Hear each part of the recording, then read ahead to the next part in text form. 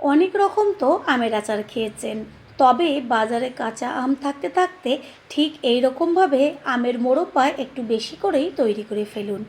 একবার খেলে মনে হবে অন্য কোনো রকম আচার না খেয়ে এই আচারটাই সারা বছর ধরে খেয়ে যাই। নমস্কার বন্ধুরা, শ্বশুর বৌমা রান্নাঘর অ্যান্ড ব্লগ চ্যানেলে সকলকে স্বাগত। তাহলে কি করে তৈরি করব আমের মোরব্বা সেটাই দেখে নেওয়া যাক। মোরব্বা তৈরি করার জন্য এইখানে নিয়েছি কাঁচা আম। এবার আমগুলোকে কেটে নেব, আর সেই কিভাবে কাটবো সেটাই শেয়ার করব। আমগুলোর গায়ে যেহেতু কষ লাগানো ছিল, সেই কারণে আমগুলোকে ভালো করে জল দিয়ে প্রথমে ধুয়ে নিয়েছি। এবার একটা আম নিয়ে তারপরে মুখের দিকের যে অংশটা সেটাকে কেটে বাদ দিয়ে দিয়েছি। তারপর গায়ের থেকে ভালোভাবে খোসাটাকে ছাড়িয়ে নেব।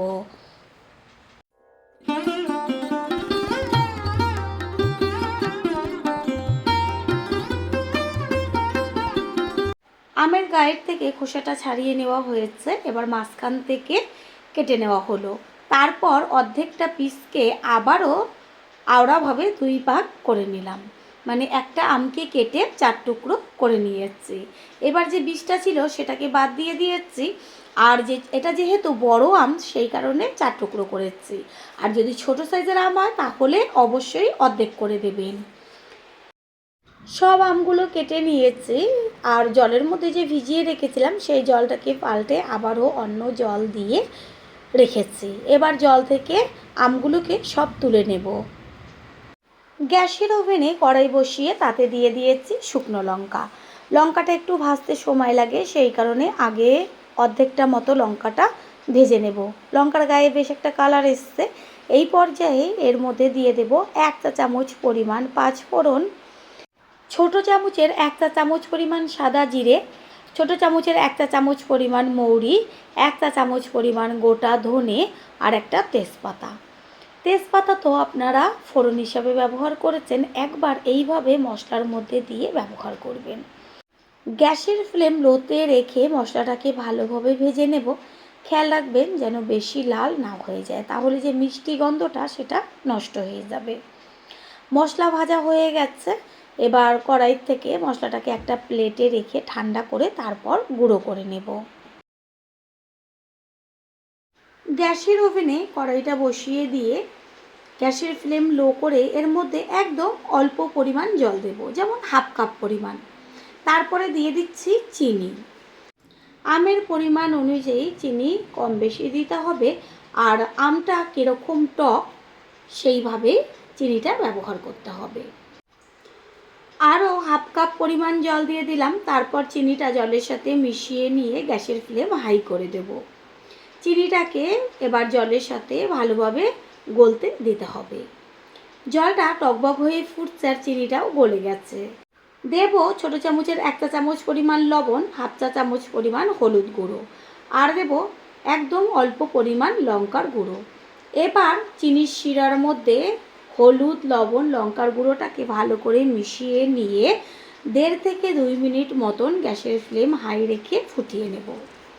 তারপরেই যে আমগুলো কেটে রেখেছিলাম সেই আমগুলো একটা একটা করে চিনির শিরার মধ্যে ছেড়ে দেব। পুরনো বন্ধুদের সবসময় আমাদের পাশে এইভাবে ভালোবেসে থেকে এগিয়ে নিয়ে যাবার জন্য অনেক অনেক ভালোবাসা।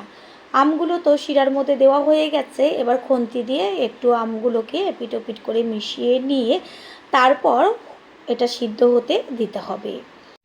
যেহেতু মোরব্বা তৈরি করছি সেই কারণে সুন্দর একটা গন্ধ আসবে, তার জন্য একটা তেজপাতা, 2টো এলাচ, লবঙ্গ 3-4টে, আর একটুখানি দারচিনির টুকরো দিয়ে তারপরে মিশিয়ে নেব। আর এইটা দেওয়াতে এত সুন্দর মোরব্বার থেকে একটা গন্ধ আসবে। একটা ঢাকনা চাপা দিয়ে দেব, আর গ্যাসের ফ্লেম মিডিয়াম টু লো করে রান্না হতে দিতে হবে। কারণ এই যে শিরাটা এটা ঘন হবে আর আমের মধ্যে বেশ মিষ্টিটা যাবে। প্রথমবার যারা আমাদের চ্যানেল ভিজিট করছেন তাদের আন্তরিক শুভেচ্ছা ও অনেক ভালোবাসা। আমাদের রেসিপিগুলো যদি ভালো লেগে থাকে সাবস্ক্রাইব করে দেওয়ার অনুরোধ রইল, ও পাশে থাকা বেল আইকনে ক্লিক করলে পরবর্তী ভিডিওগুলো সবার আগে আপনাদের কাছে পৌঁছে যাবে। 7-8 মিনিট বাদে কড়াইয়ের ঢাকনাটা সরিয়ে দিয়ে চেক করে নেব আমটা সিদ্ধ হলো কি না, আর শিরাটা কতখানি ঘন হয়েছে। একটু খুন্তি দিয়ে দেখে নেব, আর আমের যে পিসগুলো সেগুলোকে একটু উল্টে দেব। দেখাই যাচ্ছে যে আমের গায়ে যে কালারটা ছিল সেটা সম্পূর্ণ চেঞ্জ হয়ে গেছে, আর আমগুলো বেশ ফুলে ফুলে উঠছে। আবারও কড়াইয়ের ঢাকনাটা চাপা দিয়ে দেব।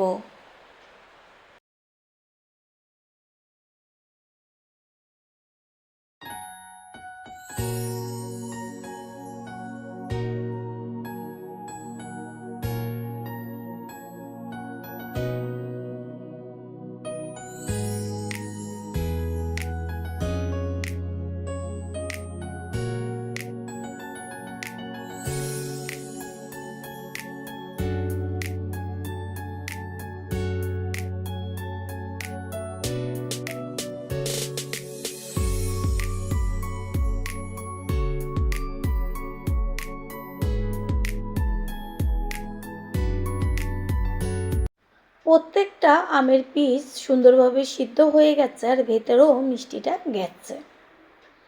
এই যে ঝোলটা দেখতে পাচ্ছেন, এই পর্যায়ে এর মধ্যে ব্যবহার করব ওই যে প্রথমে মশলাটা করে নিয়েছিলাম, সেই মশলাটা গুঁড়ো করে রেখেছি, ওই সম্পূর্ণ মশলাটাই এর মধ্যে দিয়ে দেব। আচারের মধ্যে যদি একটু মশলা বেশি দেওয়া হয় তাহলে ভীষণ টেস্টি হয়। মশলার সাথে মিশিয়ে নেব ভালোভাবে শিরাটা দিয়ে।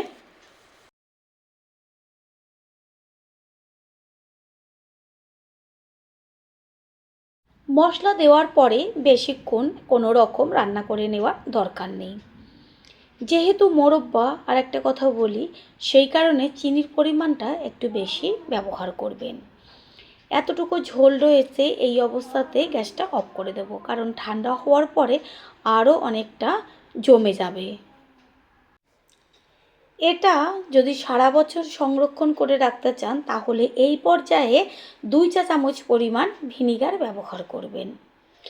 আমার যেহেতু ঘরে সকলে আচার খেতে ভালোবাসে, সেই কারণে এটা 2 দিনের মধ্যেই শেষ হয়ে যাবে, তাই আর কোনো রকম ভিনিগার ব্যবহার করিনি। মোরব্বা তৈরি হয়ে গেছে, গ্যাসটা অফ করে দেব।